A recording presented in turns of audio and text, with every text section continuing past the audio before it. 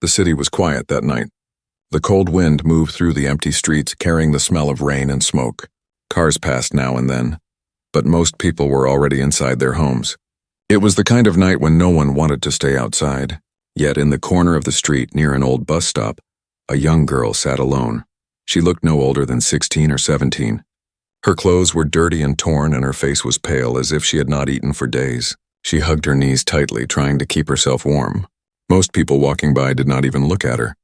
Some glanced, then quickly turned their eyes away. To them, she was just another homeless girl. But one person stopped. A young man named Daniel was returning from work. He was tired, his backpack heavy with books and his phone buzzing with unread messages. Normally, he would not notice much around him, but something about the girl caught his eye. Maybe it was the way her eyes reflected the streetlight, too bright, almost shining. Or maybe it was the way she seemed to whisper to herself, as if she was afraid of something no one else could see. Daniel hesitated for a moment. Then he walked closer. "Hey," he said softly. "Are you okay?" The girl looked up. Her eyes were strange, deep gray, almost silver, and glowing faintly in the dark. For a second, Daniel thought he was imagining it. She stared at him, not answering. You need help?" he asked again. Slowly, she nodded. Her lips trembled as she spoke. "Hungry. Cold." Her voice was weak, almost broken. Daniel's heart tightened. He opened his backpack, pulled out a sandwich he had saved for later, and handed it to her. She grabbed it quickly, almost like she hadn't eaten in days. She took big bites, not caring about the mess. "Easy," Daniel said. "There's more food if you want." "I can take you somewhere safe." The girl froze. Her eyes widened with sudden fear. She shook her head quickly. "No safe, nowhere safe. They will find me." Daniel frowned. "Who will find you?" She looked around nervously, as if shadows were hiding enemies. Then she leaned closer and whispered, "Run if you hear the bells." Her words made no sense to Daniel, but the fear in her voice was real. Before he could ask more, the sound of church bells echoed faintly in the distance. It was strange, there was no church nearby. Daniel glanced around, confused. The girl grabbed his hand suddenly. "Please," she said, her voice sharp now. "We must move. They are coming." Daniel wanted to ask who they were, but something in her eyes stopped him. It was not just fear. It was knowledge, as if she had already lived through danger many times. He nodded. "All right, come with me." He helped her stand. She was lighter than he expected, almost too light for her size. As they walked together, Daniel kept looking over his shoulder. The street seemed normal, but there was a strange tension in the air. The wind grew colder and the night felt heavier. They turned into a smaller street away from the main road. The girl walked quickly, though she kept looking up at the sky. Daniel followed her gaze and froze. Above them, the clouds glowed faintly with moving lights, blue and silver, swirling like a storm but without sound. The lights danced, then vanished in seconds. "What was that?" Daniel whispered. The girl squeezed his hand tighter. "They are close." Daniel's mind spun. Who was this girl? Why did the sky behave like that? And what danger was she talking about? His instincts told him to walk away, to forget about her. But something stronger kept him there. Curiosity and a strange feeling that she needed him. They reached a small park. The girl sat on a bench, breathing hard, as if even the short walk had drained her. Daniel sat beside her, watching her carefully. "Listen," he said. "If you're in trouble, maybe the police—" "No police," she interrupted quickly. Her voice was sharp now, almost commanding. "Police cannot help. No one here can help." "Only you." Daniel stared at her. "Me? Why me?" She looked at him with those glowing eyes again. For a moment her face softened, almost sad. "Because you stopped. Because you listened. Others, they never see me. But you saw." Her words made no sense, but they carried weight. Daniel felt chills run down his arms. Before he could speak, a sudden sound echoed across the park. Heavy footsteps, slow but strong, coming from the darkness. The girl's body stiffened. "They are here," she whispered. Daniel looked around but saw no one. The park was empty, silent, but the footsteps grew louder, closer. He stood up, his heart racing. "Who's there?" he shouted. No answer. Just the sound of boots against the ground. Then silence. The girl stood beside him, her eyes glowing brighter now. She leaned close and whispered, "If you want to live, do not run away from me." Before Daniel could respond, a flash of light burst across the sky again. This time it was closer, so close that the ground shook beneath their feet. Daniel's world was about to change forever. Daniel could not sleep that night. The strange girl was now resting on his couch, wrapped in a blanket he had given her. She looked peaceful in sleep, almost normal, but Daniel's mind was full of questions. Who were the people chasing her? Why did the sky glow like that? And why did she say he was the only one who could help her? He sat near the window staring at the street outside. Everything looked quiet, but he could not shake the feeling that something was watching. The girl stirred in her sleep. Her lips moved as she whispered words Daniel could not understand. The language was soft, musical, yet powerful, as if each sound carried weight. Then with her finger she traced shapes in the air, symbols that glowed faint blue before fading. Daniel's heart jumped. He rubbed his eyes, wondering if it was a trick of the light. But no, the glowing symbols were real. They floated for a second before vanishing like smoke. "What are you?" he muttered to himself. Suddenly her eyes opened. Silver light shimmered in them again, brighter than before. She looked straight at Daniel as if she had known he was watching. "You should not see," she whispered. Daniel froze. I didn't mean to. What were you doing?" The girl sat up slowly. For a moment she looked older, wiser, as if the weight of many years rested on her thin shoulders. Then her voice softened. "You gave me food. You gave me shelter. For that I will not lie. I'm not from this world," Daniel blinked. He wanted to laugh, to shake his head, to say it was nonsense. But the memory of glowing symbols and lights in the sky silenced him. "Not from this world?" he asked carefully. "You mean another country or another world," she said firmly. "A place beyond the stars, a kingdom hidden from human eyes." Daniel stared at her, trying to decide if she was insane or telling the truth. The calm certainty in her voice made it hard to doubt. She continued, "I was born a princess. My people call me Ceres, my father was king. But the crown is in danger. Enemies hunt me even here. They will not stop until I am captured or dead." Daniel's breath caught. Princess, another world? It sounded impossible. But the way she spoke, the fear in her eyes made it real. He leaned forward. "If you're really a princess, why come here? Why Earth?" Ceres lowered her head. "The gateways. They are old paths between worlds. Few know how to open them. My enemies know. I escaped through one. But they followed. They are close." Daniel rubbed his face with his hands. It was too much. One moment he thought she was just a homeless girl. Now she was talking about gateways, enemies, and kingdoms. Still, something inside him whispered that she was not lying. Before he could reply, she stood and walked to the window. Her bare feet made no sound on the floor. She pointed at the night sky. "Do you see that star?" she asked. Daniel followed her finger. A faint star blinked in the distance, dim and broken-looking. "That is my world," she said. "The broken star, my home. It shines weak because it suffers. If I do not return, it will fall into darkness." Daniel stared at the star, his throat dry. "And you expect me to believe this?" Ceres turned to him, her silver eyes glowing softly. "Believe or not, the danger is real. You saw the lights. You heard the bells. You felt them chasing. Tell me, Daniel, have you ever seen such things before tonight?" Daniel swallowed hard. She was right. None of it made sense, but it was too real to ignore. Still, a part of him resisted. "Okay, even if I believe you, what can I do? I'm just nobody. I can't fight monsters or kings." Sarah stepped closer. Her voice dropped to a whisper. "You saw me? That is enough. Many walk past me blind, but you stopped. You cared. That makes you different. That makes you chosen." The words sent chills down Daniel's spine. Chosen? He had never been chosen for anything important in his life. Suddenly, a noise shattered the moment. A knock on the door, slow, heavy. Daniel froze. Ceres's eyes widened with terror. She shook her head quickly. "Do not open. It is them." The knock came again, louder this time. Daniel whispered, "How do they know where I live?" Ceres pressed her hand against his arm. "They can smell my presence. They are not human. They wear human faces, but beneath—" She stopped, her voice trembling. "You must trust me. If you open that door, you will not survive." The knocking turned into pounding. The walls shook, Daniel's heart raced. He reached for his phone, but Ceres snatched it from his hand. "No police. They cannot fight this. Only we can." "We?" Daniel whispered. "What do you mean, we?" Before Saris could answer, the pounding stopped. Silence fell over the apartment. Daniel's chest rose and fell quickly. He could hear his own heartbeat.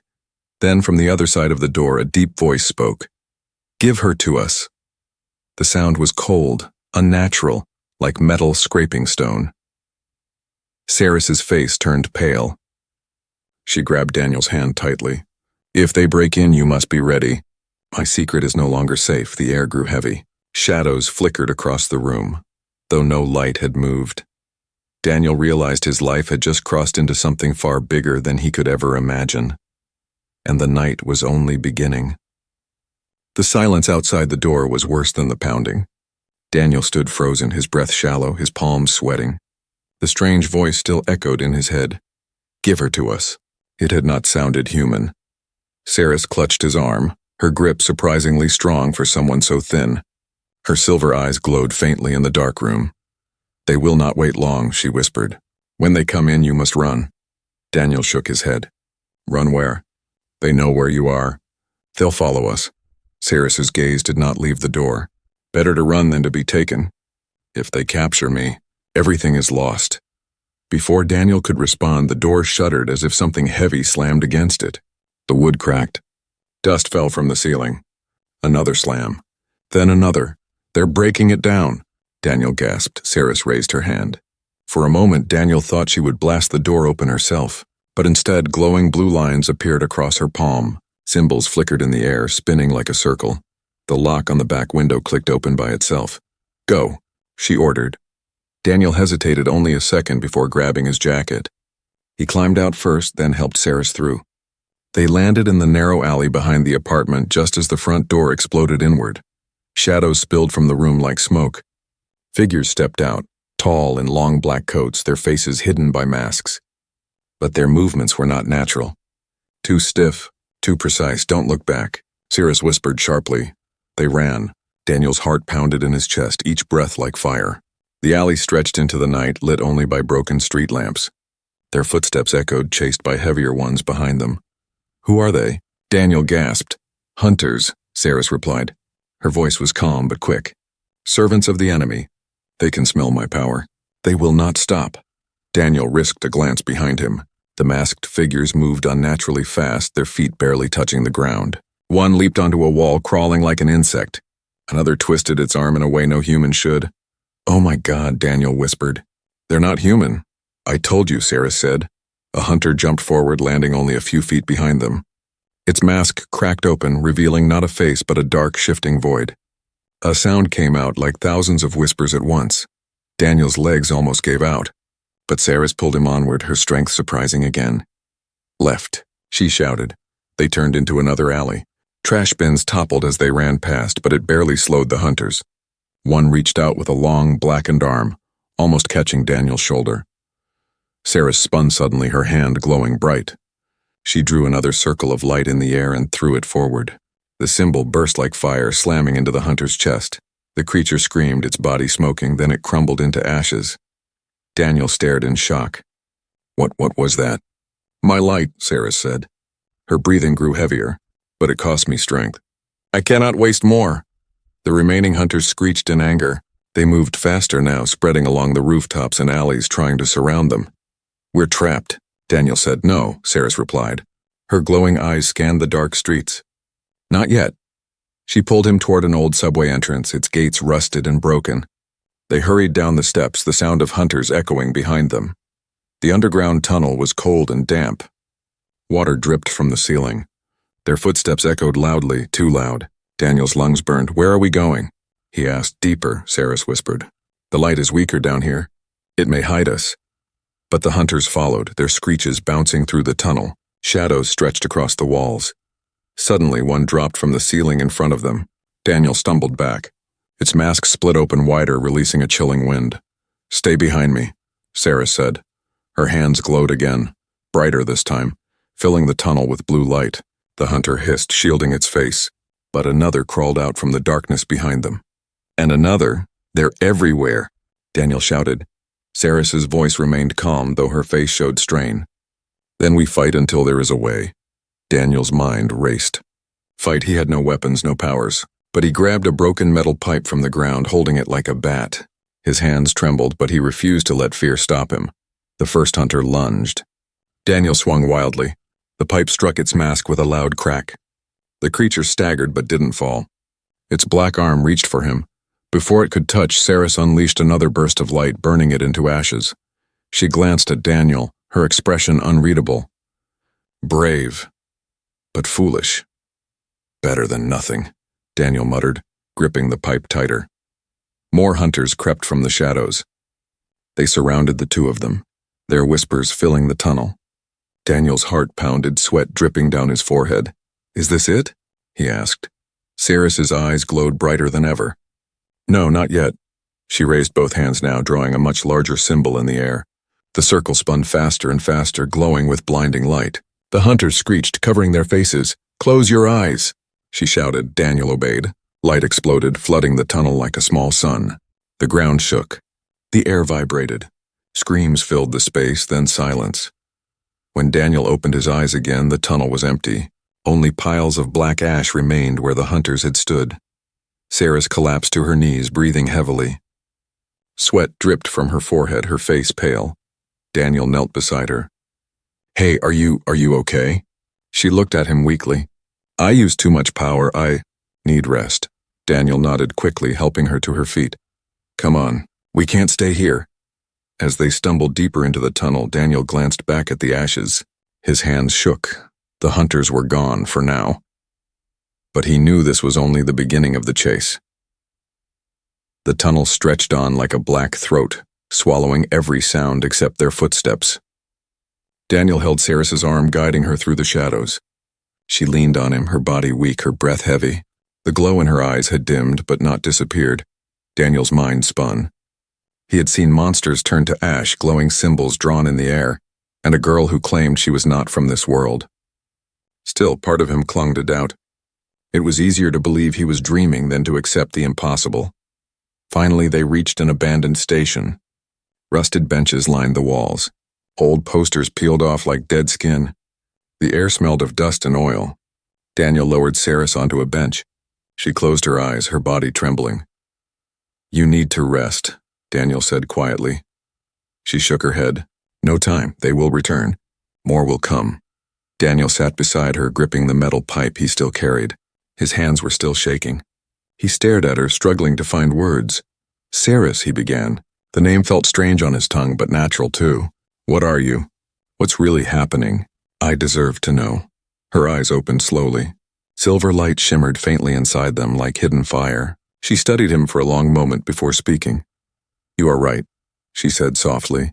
You deserve truth, even if truth is heavy. Daniel leaned forward, his heart pounding. Saris took a deep breath. I was born far from here, in a place your people cannot see. A world connected to yours only by hidden gates. My people call it Lumeria, the kingdom of light. Daniel frowned. Another world, like another planet? Not planet, she corrected. Not like your moon or stars. It exists beside this one, like a shadow beside a body. Some call it a mirror world. It is both close and far, real and hidden. Her words made Daniel's head ache, but the way she spoke carried a strange authority. It was not the voice of a liar. In Lumeria, she continued, my father was king. He ruled with light, with wisdom. I am his daughter. Princess Saris. Daniel blinked, his mouth dry. Princess. You mean your royalty? She nodded once. Yes, but royalty means little when hunted. My crown was stolen. My father... Her voice cracked and she looked away. My father is gone. Enemies rose, spreading darkness across our land.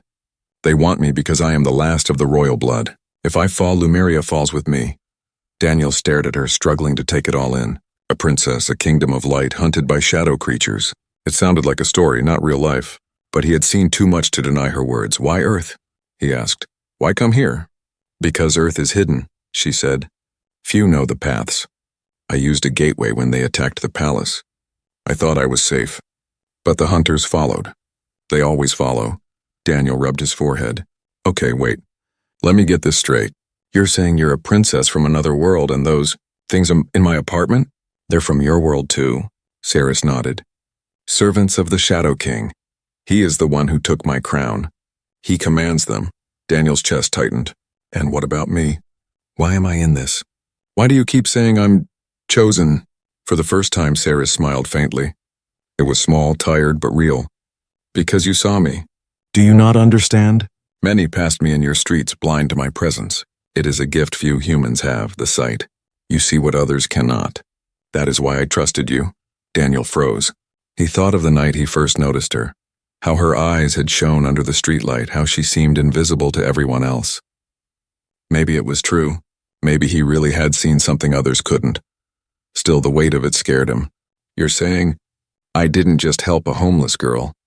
I stepped into some kind of war. Yes, Cruz said simply. A war between light and shadow. And now you are part of it. Daniel leaned back, his mind racing. He wanted to argue, to deny it. But he remembered the hunter's voices, the glowing sky, the power she wielded. He could not deny it. Silence filled the station. Only the dripping of water echoed. Then Saris reached into her torn coat and pulled something out. It was a crystal, small, smooth, glowing faintly with silver light. Symbols moved inside it like living things. This is proof, she said. The crest of Lumeria, passed to me by my father before the end. It holds the last memory of our kingdom.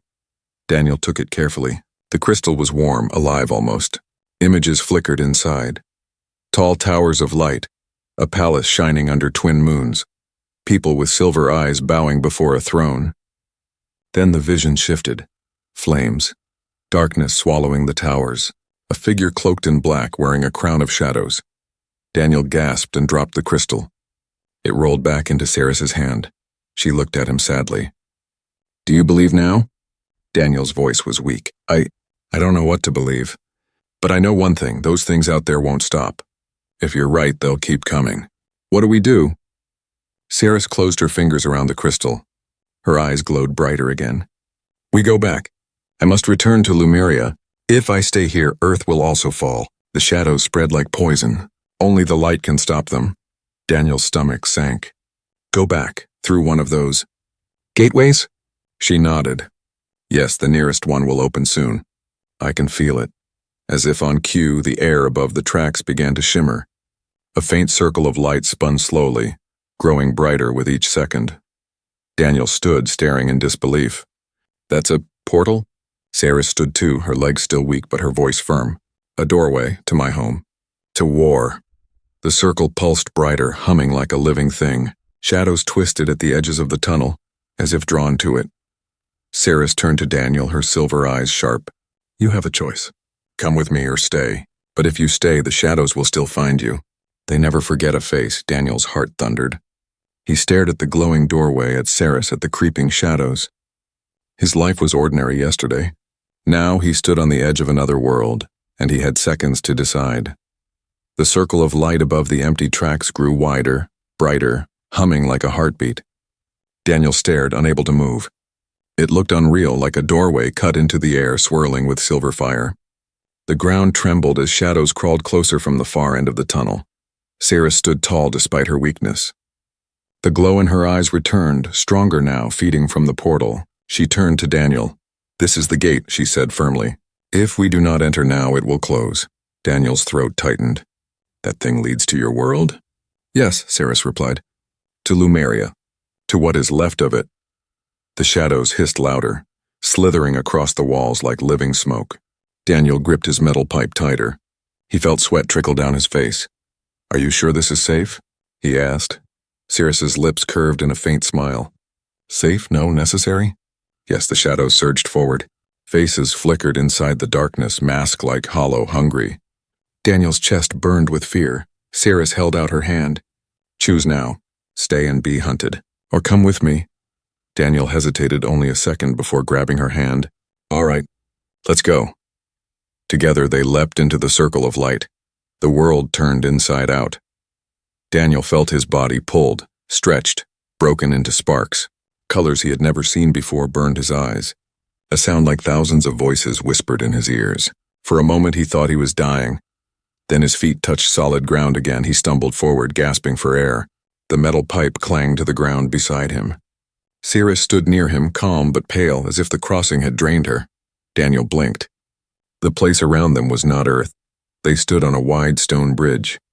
Beneath it stretched a city. but not like any city Daniel had ever seen. Towers of crystal rose into the sky, glowing faintly with silver and blue light. Streets twisted like rivers, glowing with energy instead of lamps. Strange floating orbs drifted above, casting soft light, but the beauty was broken. Half the city lay in ruins. Towers cracked, bridges shattered, fires smoldering in the distance. The air smelled of smoke and ash. What is this place? Daniel whispered. Saris's eyes softened. Home. Daniel stared in disbelief. This is Lumeria? She nodded slowly. What remains of it? As they walked across the bridge, Daniel saw shadows moving in the ruined streets below. Not people, creatures. Thin, crawling figures with glowing red eyes. They hissed as they moved, filling the silence with their whispers. Saris noticed Daniel staring. The Shadow King's army, she said. They spread wherever light is broken. Once this city glowed like the heart of the stars. Now it is half consumed. Daniel swallowed hard. The weight of her words pressed against him. This wasn't just another world. It was a dying one. A sudden screech tore through the air.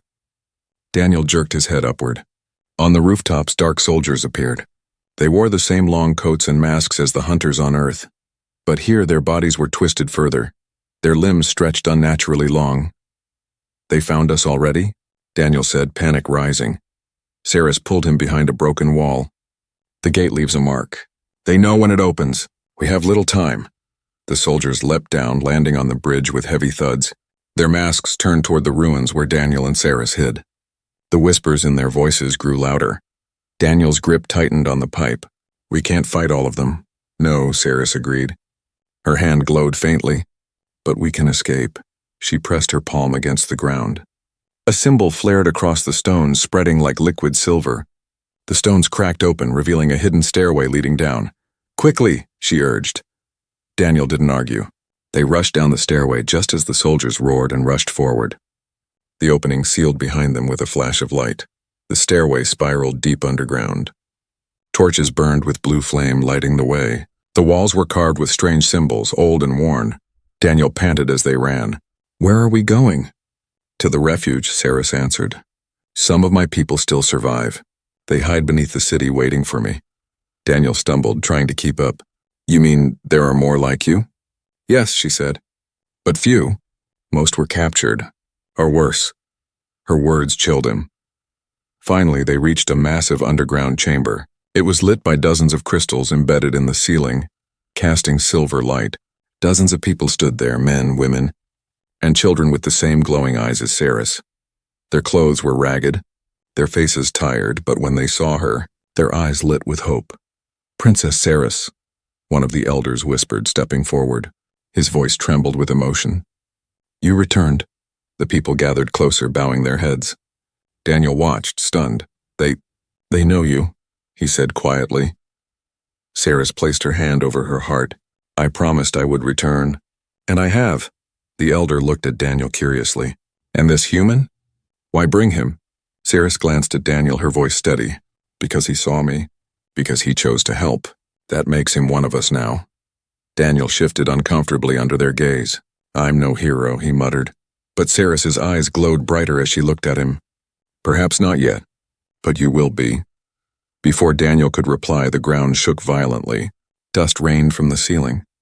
The people gasped in fear. The underground chamber lay quiet after the battle. The air still smelled of ash and smoke, but the shadows were gone. For the first time in years, the people of Lumeria lifted their heads without fear. Their glowing eyes turned toward Saris and Daniel, filled with hope. Daniel sat on the ground, his body trembling. The crystal lay warm in his hand, faint light still pulsing inside. He felt drained, yet alive. The memory of power rushing through him was still fresh, like fire in his veins. Saris walked slowly to his side. She was pale, her steps unsteady, but her eyes shone with pride. She placed a gentle hand on his shoulder. You did what even I could not, she whispered. You faced him, and lived. Daniel gave a weak laugh. I don't even know what I did. The crystal. It just acted by itself. No, Saris corrected softly. It answered you. The crest of Lumeria does not give power to just anyone. It chose you. Daniel shook his head. I'm not chosen. I'm just a guy who couldn't walk past you on the street. Saris smiled faintly. That is what made you different. The elder stepped forward, bowing his head deeply. Princess Saris, the light has returned because of you. Our people are with you now and always. Others bowed too, whispering her name with reverence. Saris looked at them with tears in her eyes. For a moment she stood not only as a survivor but as their princess. Daniel felt something tighten in his chest. He realized what this meant. Saris had her people back. She had her kingdom. She belonged here. He, on the other hand, did not. Hours later, the survivors gathered around a great hall deep within the ruins. Broken columns stood like skeletons, but the chamber still carried the echo of royalty. Torches of silver flame lit the walls. Daniel sat quietly while Saris spoke to her people. Her voice was steady, filled with courage. She promised to rebuild Lumeria, to lead them against the Shadow King when he returned. Her people listened with awe. They believed in her. When her speech ended, she came back to Daniel. Her face was calm, but her eyes held sadness. You cannot stay here, she said softly. Daniel's stomach dropped. He had known it, but hearing the words hurt more than he expected. Why not? Because this is not your world, Saris explained. Lumeria will face war again. The Shadow King is not gone. If you stay, you will be hunted every day. You have already risked too much for me. Daniel looked away. Part of him wanted to argue, to tell her he could fight, that he could stand with her people. But deep down he knew she was right. He was human. He didn't belong in this war. Saris reached into her cloak and pulled out the crystal, the crest of Lumeria. She pressed it into his hands. No, Daniel said quickly. I can't take this. It's yours. It is ours, Saris said gently. It answered you once and it will again. Keep it safe. If the shadows cross into your world, you will need it. Daniel stared at the crystal, its soft glow reflecting in his eyes. And what about you? She smiled sadly. I will rebuild what was broken. My people need me here. But Daniel? Her voice grew softer, almost breaking. You gave me more than you know. You gave me hope when I had none. Daniel felt his chest tighten again. He wanted to say something, anything, but words failed him. The portal shimmered open once more, casting silver light across the broken hall. It pulsed gently, waiting. This will take you home, Saris said. When you step through, you will return to your city as if only hours have passed. Daniel nodded slowly. He turned to the people of Lumeria, who bowed their heads in silent respect. Then he looked at Saris one last time. I'll never forget you, he said quietly. She touched his hand, her eyes glowing. Nor I you, and perhaps one day the light will bring us together again. Daniel hesitated at the portal's edge. He wanted to stay, to fight, to stand beside her. But the truth was clear. His place was on Earth, for now. With one last look at Saris, he stepped into the light. The world twisted again. In a blink, Daniel stumbled back into the subway tunnel of his own city. The gate behind him closed with a flash, leaving only silence and dust. He stood there, heart racing, gripping the crystal in his hand. The world around him looked the same as before, the same cracked tiles, the same dripping pipes. Yet he knew nothing was the same anymore. He climbed out into the night. The streets were quiet, the city alive with its usual neon glow. People passed by, unaware of what he had just seen, what he had just survived. To them, he was just another man walking home, but in his pocket the crystal pulsed faintly, warm against his skin. Daniel stopped under the streetlight where he had first met her. He stared at the empty spot, remembering the silver glow of her eyes, her warning voice, her courage. He whispered to himself, Princess of another world.